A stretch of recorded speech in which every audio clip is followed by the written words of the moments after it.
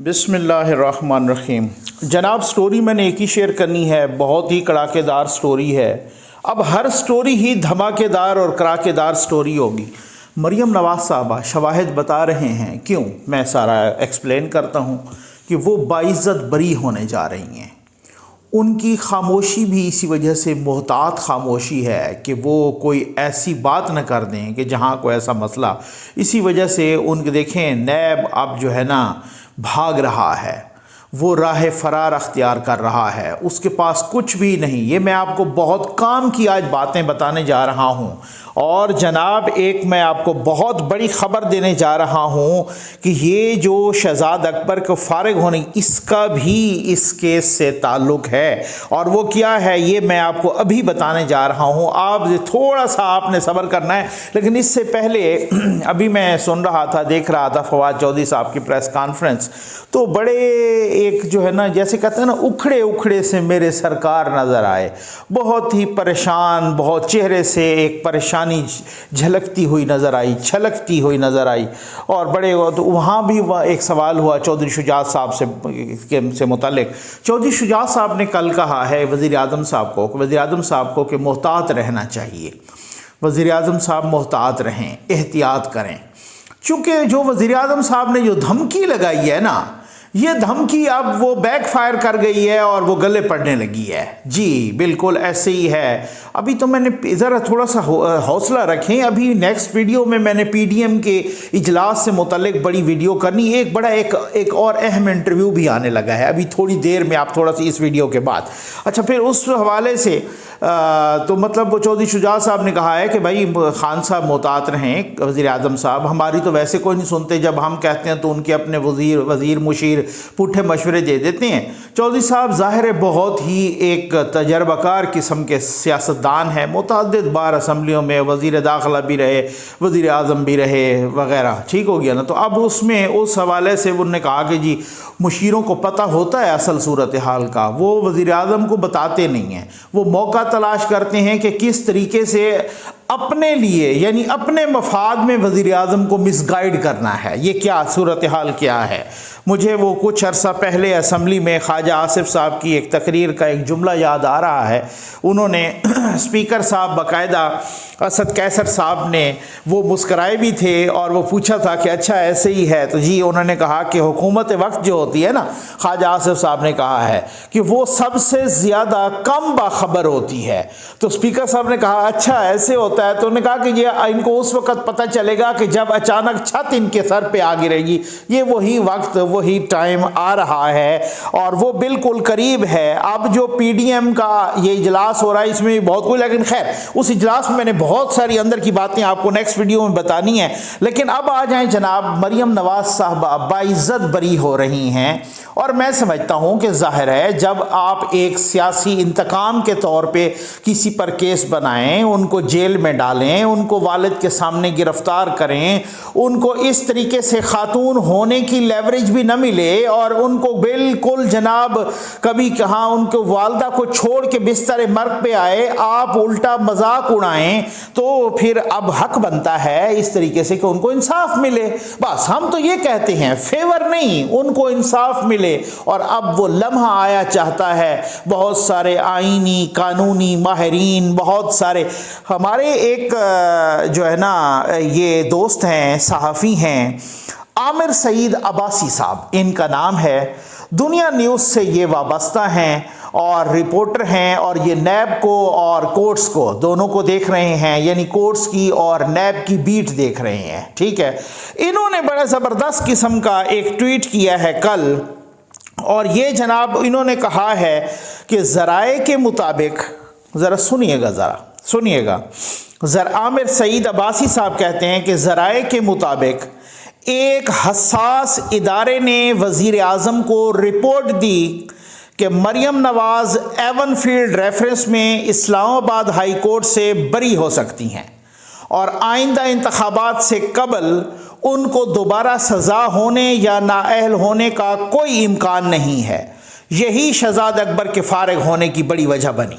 ये वो लिखते हैं। और बिल्कुल जनाब बात ये है कि उनको ये रिपोर्ट, जब मैंने ये ट्वीट पढ़ी और फिर उसके बाद मैंने ज़राए से रब्ता किया और ने कहा जी कौन कौन से ज़राए हैं, वही ज़राए हैं जिन ज़राए ने पहले एहतसाब को इंतकामी अमल बनाया था, वही ज़राए कहते हैं कि अब बस ये वो तो अब आपको पता है ना कि साकिब निसार साहब की ऑडियो लीक में भी ये आया ना सामने कि वो कह रहे हैं कि बेटी की सज़ा वैसे बनती नहीं है। तो उन्होंने कहा जी हाँ वो तो मैंने भी कहा है वैसे बेटी की सज़ा नहीं बनती, लेकिन वो दोस्त मेरे नहीं मान रहे, या पता नहीं वो कौन से दोस्त थे जिनका साकिब निसार साहब जो है ना मतलब वो तज़किरा कर रहे थे। खैर उसका एक और बात है। अब मसला क्या है मैं आपको बताता हूँ।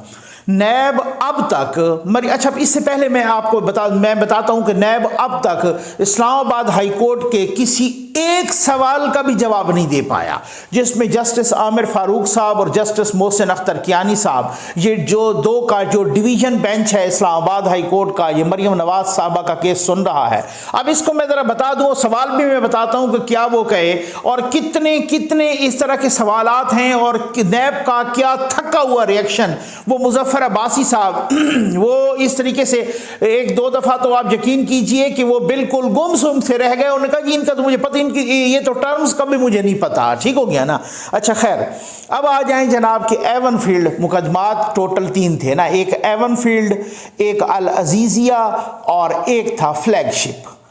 मरियम नवाज का जो सिलसिला है वो सिर्फ और सिर्फ एवन फील्ड के साथ, जो बाकी 2 केसेस हैं अल अजीजिया और फ्लैगशिप, उन 2 केसेस में मरियम नवाज का जिक्र ही कोई नहीं। समझ आ गई है।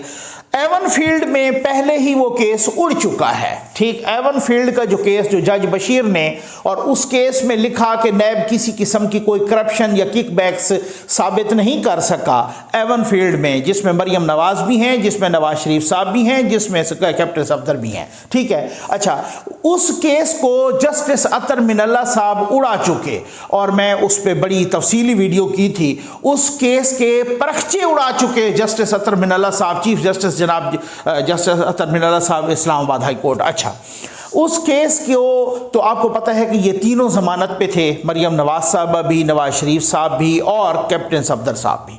अब उसमें ये केस और सज़ा भी सस्पेंड थी तीनों की।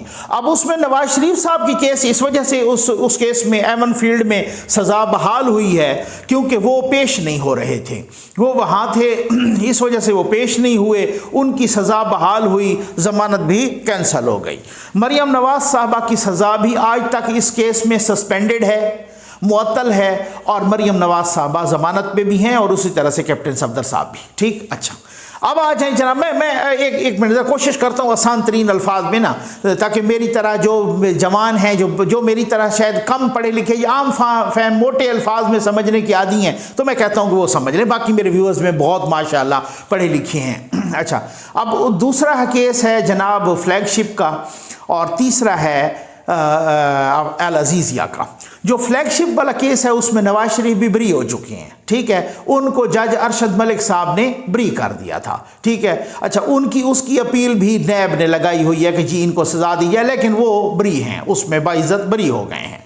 एक केस है जो कि अल अजीजिया वाला। अल अजीजिया का जहाँ तक केस है वो आपको पता है, अरशद मलिक की वीडियो भी आई, अरशद मलिक की बाकी एफिडेविट भी आया, सारा कुछ। लेकिन सबसे बड़ी बात, मेरे इंटरव्यू में मेरे साथ इसाक डार साहब बता चुके हैं और मुझे वो ऑफ द रिकॉर्ड भी बता चुके हैं, मेरे इंटरव्यू में बता चुके हैं। आप जो वीडियो आप देखते हैं इसाक डार साहब का, अलग से उसमें भी बना हुआ है साथ जो है ना वीडियो का, तो आप वहाँ भी देख सकते हैं, चेक कर सकते हैं, आपने सुनी भी होगी। मकसद कहने का ये है कि डार साहब ने कहा कि यही जो हमने ये जो कागजात की डॉक्यूमेंट्स की वेरिफिकेशन थी, ये यूएई से भी सऊदीया से भी हमने करा ली थी, लेकिन अब सितम ज़रीफ़ी ये है कि जब वो सरकारी तौर पे गई, जब वो गई जनाब थ्रू प्रॉपर चैनल, उन्होंने उसकी तस्दीक नहीं की उन डॉक्यूमेंट्स की। कौन से वाले की, अल अजीज़िया की, क्योंकि वहाँ पे वो जो मिलें शिलें लगी थी वगैरह, वो उसकी वजह भी बहुत सारे लोगों को पता है कि वो क्या है, वो यमन में फ़ौज ना भेजने वाली बात थी या जो भी है। अब मामलात दूसरे हैं, अब उनकी वेरिफिकेशन दोबारा भी हो सकती, कई बहाना मिल से हो सकता है, भाई उस वक्त हमें मिली नहीं थी, ठीक है ना। तो बहरहाल मैं बात ये बताने लगा हूँ कि ये जो एवन फील्ड का मुकदमा है, इसमें सिर्फ और सिर्फ मरियम नवाज साहबा, अपने सफदर साहब और नवाज शरीफ साहब, बाकी दो मुकदमों में मरियम नवाज साहबा का नाम ही नहीं है, समझ आ गया, वो तो ख़त्म हो गई ना, गेम ही ख़त्म हो गई। अब ये मुकदमा इतना कमज़ोर है, आप यकीन जानिए, जब अतर मिनल्ला साहब ने इसकी धज्जियाँ उड़ाई थी, नैब वालों के पसीने छूट गए थे, जैसे नैब के मुजफ्फर अब्बासी साहब के अब पसीने छूट रहे हैं। जस्टिस मोहसिन अख्तर कियानी और जस्टिस आमिर फारूक साहब के जो सवालात हैं, वो कहते हैं कि जी आप तो एक सिर्फ ख़त पेश कर रहे हैं, और वो ख़त भी एक प्राइवेट फर्म के एक प्राइवेट वकील का है, क्या वो सबूत के तौर पे आप पेश कर रहे हैं कि मरियम नवाज बेनिफिशियल ओनर हैं उन फ्लैट्स की या उन कंपनियों की? तो ये इस ख़त की क्या हैसियत है? इस ख़त के अलावा आपके पास सबूत ही क्या है? कोई सबूत हो तो वो पेश करें ना। अच्छा, वो बड़े उस दिन ना, आप यकीन कीजिए, कोर्ट्स में मुजफ्फर अब्बासी साहब रज के खराब हुए, इतने गंदे हुए ना। अब उसमें उनके पास कोई जवाब नहीं था, इवन कुछ टर्म्स उनसे पूछी गई, वो भी उनके पास, वो भी उसका कोई जवाब नहीं था। उनसे पूछा गया इसमें आपका क्या, अगर आप ये कह रहे हैं कि मरियम नवाज साहबा बेनिफिशियल ओनर हैं, तो फिर नवाज शरीफ साहब कौन है? अगर आपका वो भी केस है कि नवाज शरीफ ओनर हैं, आप ये भी उनका ख़त ले आए हैं कि ये उन कंपनियों की मालिक हैं, और वो आप ख़त 1980 का ले आए हैं, और उस वक़्त इनकी उम्र 7 साल थी। अब आप खुद बताएं। और वो कहते हैं कि इस ख़त की बुनियाद पे हम कैसे सज़ा दे दें, हम तो पूरा कानून शहादत देखेंगे। आपको ब्रिटिश वर्जन आइलैंड का कोई ख़त ले आते, कोई ऐसा सबूत ले आते जो नाकाबिल तरदीद होता। अच्छा, फिर इन्होंने कहा, नैब के प्रोसिक्यूटर ने, कि जी देखिए, इन्होंने अपना सोर्स भी नहीं बताया। उन्होंने कहा, भी सोर्स तो कोई तब बताए ना कि पहले उन्हें मालिक तो साबित करें ना। आप पहले, आपका केस ये, आप साबित करें कि वो फ्लैट्स के या कंपनियों के मालिक हैं, ठीक हो गया ना। जब आप उनको मालिक ही साबित नहीं कर रहे, तो बस भाई, मुझे कोई बंदा कहे कि आपने ये मोबाइल कैसे खरीदा, आप इसका सोर्स बताएं, आपके पास इसके पैसे कैसे हैं। मैंने कहा, जी ये मेरा है ही नहीं, आप पहले साबित तो करें कि ये मेरा है। जब आप ये साबित करेंगे कि ये मेरा है, तब मैं बताऊंगा ना कि इसके पैसे कहां से आए। यही बात दोहराता रहा बेचारा ख्वाजा हारिस साहब, और हम सुनते रहे। यकीन करें, मैं खुद कोर्ट्स में होता था, वो बहुत चीखता रहा, लेकिन वो आपको पता है उस वक्त हालात बहुत गड़बड़ थे ना। उस वक्त तो आपको पता है बहुत ही हवाओं का रुख दूसरी तरफ चल रहा था, हमारे यहाँ तो हवाओं का रुख होता है ना। तो वो कह रहे हैं कि जब आप इनको बेनिफिशियल ओनर कह रहे हैं, तो फिर नवाज शरीफ साहब कौन है? आपने तो उनको ओनर कह, इतना गंदा और इतना खराब किया। आप यकीन करें कि नैब ने इस्लामाबाद हाई कोर्ट के किसी एक सवाल का भी जवाब नहीं दिया। यही वजह है कि जब खान साहब को वही जो ये आमिर सईद अब्बासी साहब की, जो जिनका मैं ट्वीट का रेफरेंस भी दिया, जब खान साहब को उसी एजेंसी ने, मैंने पता किया है, वही एजेंसी जो रोज रिपोर्ट देती है, जब उन्होंने रिपोर्ट दी और वो कहा कि जनाब के भाई इस तरह से है कि अब नैब के पास भी कोई सबूत नहीं है, और ये मरियम नवाज साहबा तो बाइज्जत बरी हो जाएंगी, और उनके ऊपर कोई और भी ऐसा केस नहीं है कि इलेक्शन से पहले उन पर कोई केस बनाया जा सके या इलेक्शन से पहले उनको नाअहल किया जा सके।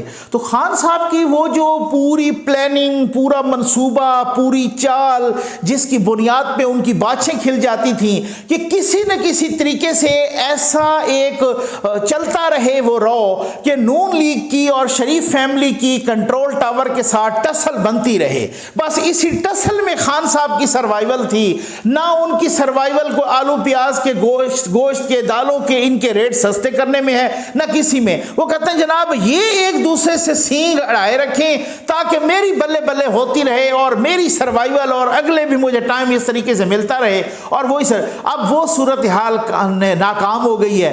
वो अब चूरन और मंजन बिकना बंद हो गया है। लोगों ने इतबार करना छोड़ दिया है। जो खान साहब ने बड़े बड़े भड़के मारी थी, जो तहरीक इंसाफ ने जनाब, कि जी वो देखें कि जो इस तरह से करप्शन और ये खा गए वो खा गए, वो ट्रांसपेरेंसी ट्रांसपेरेंसी इंटरनेशनल की आज भी रिपोर्ट आई है कि पाकिस्तान में करप्शन और बढ़ गई है। पिछले साल हमारा स्कोर 124 था, तो अब हमारा 140 पे पहुंचा हुआ है।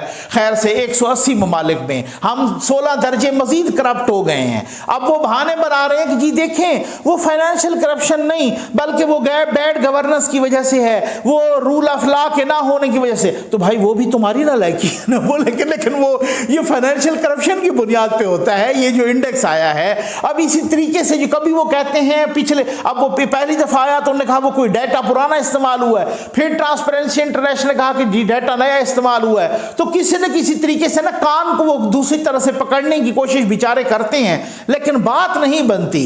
अब इत्तेहादी हों या अब जो है ना वो उसके अंदर हों अपने अपने लोग, वो भी सारे बस हवाओं का जब रुख बदलता है ना, बाज़-औक़ात हवाओं का रुख कुदरत की तरफ से भी बदलता है, और वो इस वजह से कि कुदरत खुद भी इंतकाम लेती है, क्योंकि झूठ ज़्यादा देर तक चल नहीं सकता, गलत बयानी ज़्यादा देर तक चल नहीं सकती, कौम को लगाया गया चूना ज़्यादा देर तक चल नहीं सकता। जो आए थे कि हमारे पास तो 200 माहिरीन की टीम है, उनके पास तो अपना वज़ीर ख़ज़ाना ही कोई नहीं था, उनके पास तो अपना वज़ीर दाखिला ही कोई नहीं था। भाई जो आए थे कि हम तो पता नहीं तकदीर बदल देंगे और 90 रोज़ में करप्शन ख़त्म कर देंगे, उनके पास तो हालत यह है कि 3.5 साल बाद आज आलमी इदारों की, बैनुल अक़वामी इदारों की, आलमी इदारों की रिपोर्ट्स आ रही हैं कि इनके दौर में तो करप्शन और बढ़ गई है, और ख़ुद उनके अपने मालशिया पालशिया अपने दोस्त कह रहे हैं कि जहां रेट रिश्वत का 5,000 था आज वो 20,000 हो गया है। तो बात यह है कि ये बहुत सारी चीज़ें होती हैं, इसी का नाम तो मकाफ़ात अमल है। तो ये आप वही वाली बात है कि कुछ लोगों को बहुत सारे टाइम के लिए तो बेवकूफ़ बना सकते हैं, बहुत सारे लोगों को थोड़े टाइम के लिए तो बेवकूफ़ बना सकते हैं, लेकिन सारे लोगों को सारे टाइम के लिए बेवकूफ़ नहीं बना सकते। यही इनकी नाकामी का सबब है। उम्मीद है आपको वीडियो पसंद आई होगी। आपका बहुत बहुत शुक्रिया।